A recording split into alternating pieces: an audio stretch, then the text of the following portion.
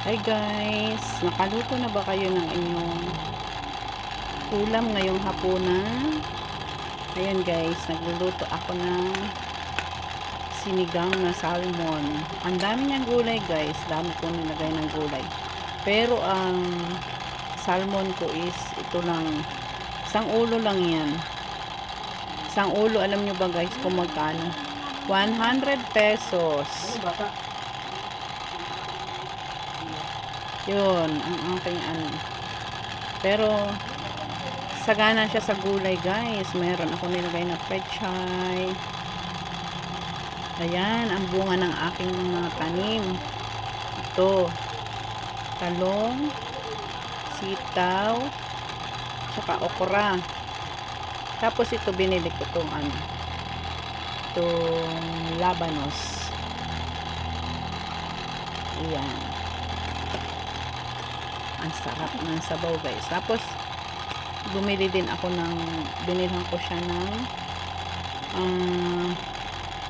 anong tawag dito, binilhan ko siya ng sili, yung siling green.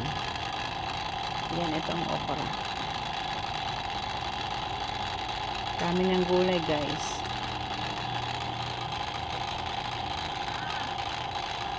Tawag daw ako kay Kuya.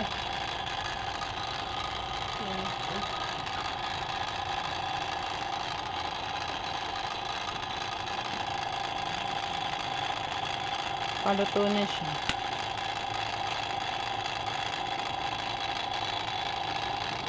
Tikman natin.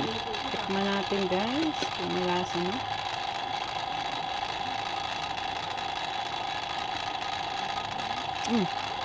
Okay na ang lasa niya. Sino ba ito? Ha? Ay, sa atin yan. Naka na. Sinuli.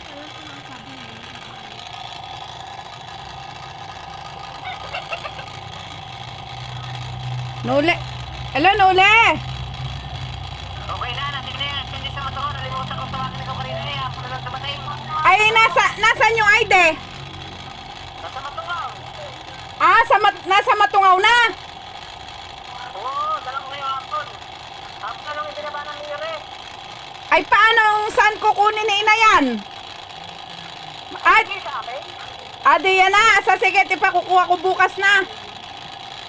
Ay, walang pasok po sa amin. Kaya dinala ko na. Oo nga na eh. Oo. Oo, mabuti din na mo. Ay, di pauwiin ko na si inay bukas. Saan kayo na? Nadali sa akin sa bayan. Ay, hindi na kita na tawagan kanina ng alas 5. Alas 5 na rin ang dumating. Quarter to...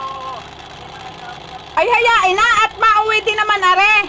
Mauwi din naman are diyat. Guwa nga nung aasikasuhin nila sa 27. yung 4 penes. Oh. Tama na. Oo. Oo. Sige, diyan ako kukunin ng inay sa inyo. Salamat. So, sige. Oo.